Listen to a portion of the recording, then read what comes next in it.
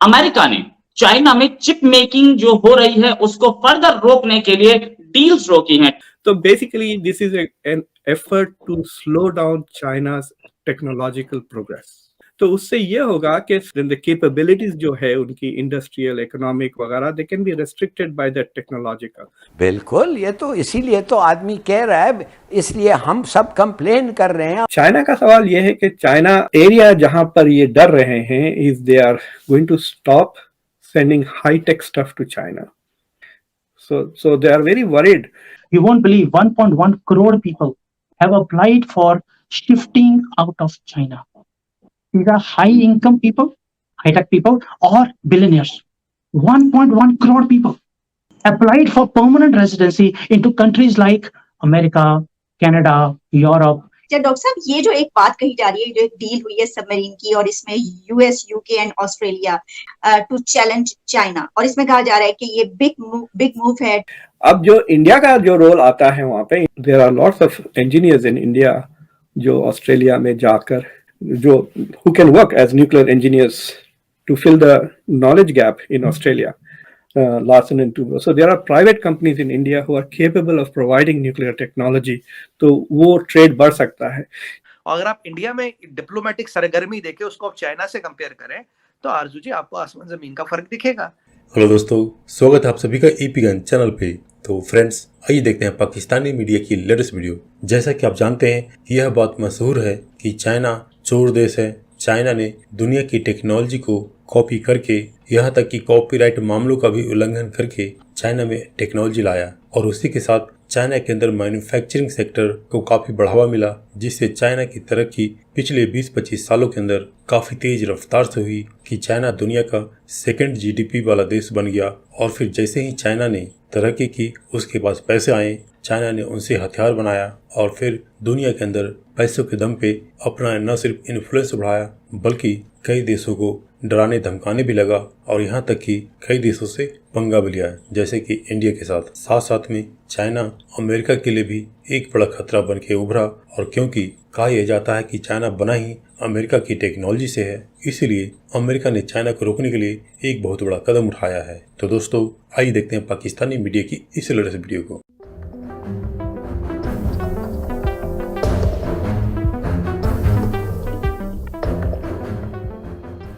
America ने China में chip making जो हो रही है उसको फर्दर रोकने के लिए डील्स रोकी हैं. Further more tightening means China won't have access to the latest technology. America एक प्रॉब्लम में तो है ही, क्योंकि वो सेकंड लार्जेस्ट इकोनॉमी बनने वाला है, लेकिन चाइना कितना हैम्पर होगा इससे, इसी बात करेंगे. डॉक्टर मुक्तदिर खान साहब हमारे साथ हैं. रोहित साहब, थैंक यू वेरी मच. देखिए, हम जिस दौर में रहते हैं, उस दौर में जो ड्राइवर ऑफ ग्रोथ है वो टेक्नोलॉजी है, और पिछले 10-15 साल से दुनिया के कई मुल्क शिकायत कर रहे हैं कि चाइना उनकी टेक्नोलॉजी चुरा रहा है. लोग परेशान हैं. भाई, आप इन्वेस्ट करते हैं बिलियंस ऑफ डॉलर्स किसी एक नई चीज को इजाद करने के लिए, फिर चाइना उसको चुरा लेता है एंड देन फिर उसको पैसे बनाता है, उस पर growth. So the most important technology right now is integrated electronics. इसको हम चिप्स कहते हैं. It enables you artificial intelligence का अगर आप इस्तेमाल करेंगे, the hardware requires advanced level of integrated electronics वगैरह. जो डिजाइन में इनोवेशन होता है वो अमेरिका में होता है. चीजों को डिजाइन करते हैं, फिर ये प्राइवेट सेक्टर में जाता है, तो प्राइवेट सेक्टर आइडिया को खरीदता है, फिर उसको मैन्युफैक्चरिंग के लिए वो चाइना भिजा देता है. And the moment it goes to China for manufacturing, the technology is out, the design is out, the science is out.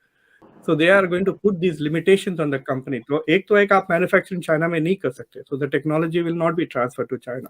तो उससे ये होगा कि certain advanced मैन्युफैक्चरिंग चीजें, एप्लीकेशंस वो नहीं कर सकता. So for example, अमेरिका कहता है कि Apple cannot send iPhone 15 के ऊपर कुछ भी चाइना में नहीं बेच सकता. तो इमेजिन करें आप, जो iPhone 17, 20 अगर दुनिया में सब यूज कर रहे हैं, चाइना अगर सिर्फ 15 तक ही जा सकता, then the capabilities जो है उनकी इंडस्ट्रियल इकोनॉमिक वगैरह they can be restricted by that technological. तो basically this is an effort to slow down China's technological progress. जैसे ये लॉकडाउन खुला है, you won't believe 1.1 crore people, 11 million people have applied for shifting out of China. These are high income people, who are working for big companies or earning a lot of money, high-tech people or billionaires. 1.1 crore people applied for permanent residency into countries like America, Canada, Europe, even to their dushman country called Japan. अच्छा, एक चीज अगर आप कहानी देखें कि जिस तरीके से लोग वहां से जाना चाहते हैं दुश्मन कंट्री में या कहीं पे भी, क्या चाइनीज गवर्नमेंट को इस बात का पता है, इल्म है? आपके पास स्टैटिस्टिक्स है तो ये चाइनीज गवर्नमेंट के पास होगी। What is the Chinese government doing about it? या चाइनीज गवर्नमेंट को कोई फर्क नहीं पड़ता? नहीं, ऐसा नहीं है। सोशल मीडिया अब यूज किया जा रहा है, वहां पे लोग वीडियोस बना रहे हैं कि देखिए अमेरिकन एम्बेसी के बाद लाइन लगी हुई है परमानेंट रेजिडेंसी को, क्योंकि यहाँ पे क्या होता है, जो परमानेंट रेजिडेंसी के लिए अप्लाई करते हैं उनकी लाइन सेपरेट होती है, जो स्टूडेंट्स रहते हैं उनकी लाइन सेपरेट होती है। रीजन जो इसका पहलू है जिसके कारण ये बिलियनियर्स भाग रहे हैं इस कंट्री से, उसका एक इकोनॉमिक फैक्टर भी है। इकोनॉमिक फैक्टर का मतलब हो गया कि जो इकोनॉमी है आज की डेट में चाइना की, उसमें बहुत ज्यादा स्लो डाउन है। दूसरा, इन्होंने जो बैंकिंग नॉर्म्स है उसमें भी चेंजेस लेकर आ रहे हैं। अभी इनका 2-3 दिन पहले ही पार्लियामेंट्री सेशन हुआ है, उसके अंदर भी इन्होंने पॉलिसी रिफॉर्म्स किए हैं फाइनेंशियल में, क्योंकि अब पैसा बाहर ट्रांसफर करने के ऊपर रिस्ट्रिक्शंस है। जैसे मेरे पास एक डेबिट कार्ड है, मैं हांगकांग जा रहा हूँ, किसी और कंट्री में जा रहा हूँ, तो वहां जाकर मैं एटीएम से पैसे निकाल सकता था। अभी अगर मैं बाहर जाता हूँ तो मैं एटीएम से पैसे निकाल नहीं सकता हूँ। रिस्ट्रिक्शन हैव स्टार्टेड कमिंग, ताकि लोगों के डिफिकल्ट बनता जाए कि पैसा तो बाहर लेके भी जाना है तो कैसे लेके जाए। डॉक्टर साहब, ये जो एक बात कही जा रही है, जो एक डील हुई है सबमरीन की और इसमें US, UK and Australia to challenge China, और इसमें कहा जा रहा है कि ये बिग मूव है और इस बिना पर जो इस रीजन में इंडिया है उसको बहुत बेनिफिट होगा इनडायरेक्टली। क्या आप इससे एग्री करते हैं? ये बहुत ही दिलचस्प डेवलपमेंट है आलिया। तो जो नया कॉन्ट्रैक्ट है उसके मुताबिक अमेरिका ऑस्ट्रेलिया को न्यूक्लियर पावर्ड सबमरीन्स देगा, और उसके बाद England the next generation of submarines England design करेगा। But at the naval level either of the two countries is in a position to provide hardware, लेकिन there are lots of engineers in India जो Australia में जाकर जो who can work as nuclear engineers to fill the knowledge gap in Australia. मैं company के लिए काम करता था इंडिया में, इन लार्सन एंड टूब्रो बोल के था। तो उसमें one of the lines was we make from shoes to nuclear reactors.